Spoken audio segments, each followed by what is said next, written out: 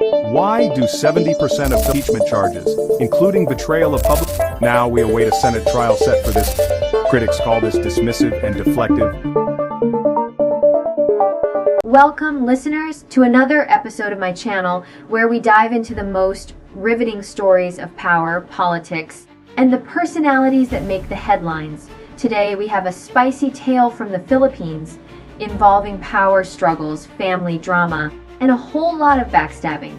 Hold on tight as we explore the rise, fall, and questionable loyalties of a man who is more comfortable in the shadows of politics than at the front lines. Bong Go. Now, you might know Bong Go as the long-time ally of former President Rodrigo Duterte, but the inside story, that's a different beast altogether. It involves secrets, lies, and a love triangle of sorts between family members, business deals, and a whole lot of betrayal. Let's get into it.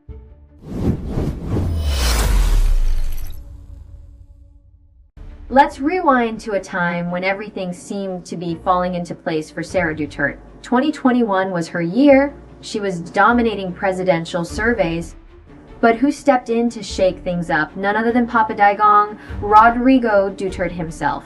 He pushed Bong Go, his trusted aide, to run for president, while Digong would take the vice presidency, a plan that seemed, well, to many, a little too far-fetched. In the world of Philippine politics, you never know who's gonna pull what out of the hat, right?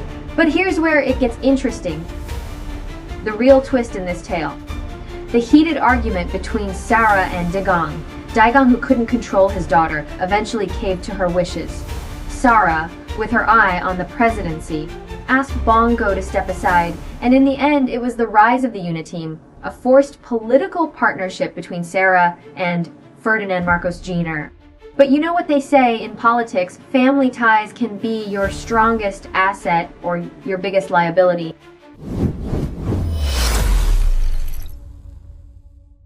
Now, let's get to the juicy part, the subtle but very real tension within the Duterte clan.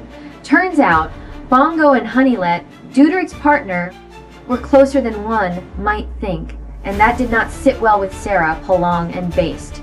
According to sources in Davao, when Honeylet was around, the Duterte kids were nowhere to be found, not even on Digong's birthday. So much for family unity, right? And it all boiled over at the Maisog rally in Pampanga just a few months ago when Baste, yes, you heard that correctly, Baste Duterte dropped a bombshell. He called Bong Go a traitor. Yes, Baste, who had once considered Bong Go a compatter, said the unthinkable Bong Go, you are my compatter, but you are a traitor, a blow that reverberated not just in Pampanga, but throughout Davao.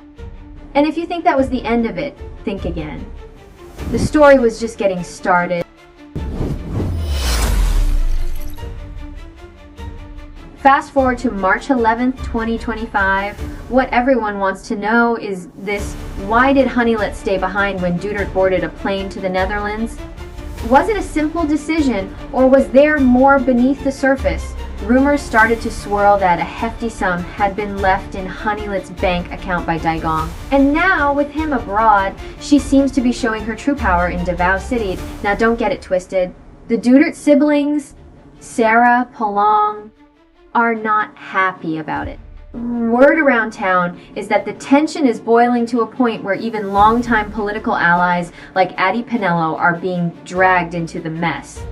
And let's just say he's not exactly staying neutral. So, who's the real Judas in all of this? Who convinced Duterte to come back to the Philippines when everyone thought it was a death wish?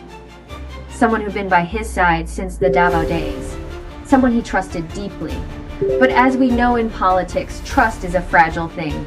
And betrayal, well, it's often only a whisper away. So, let me ask you, listeners, who do you think was behind the return of Duterte? Who told him everything was clear when it clearly wasn't? Was it a trusted ally, or perhaps someone with a darker agenda? As the drama unfolds, one thing is for sure, this political saga is far from over. And if there's one thing we know, it's that in politics, there's no such thing as a happy ending. Thanks for tuning into my channel. If you enjoyed this deep dive into the world of Duterte family politics, make sure to subscribe, share, and keep your eyes on the unfolding drama. Who knows what's next? We'll be here to cover it blow by blow. Until next time, stay informed, stay sharp, and always question the story you're being told. Why do 70% of impeachment charges, including betrayal of public... Now we await a Senate trial set for this. Critics call this dismissive and deflective.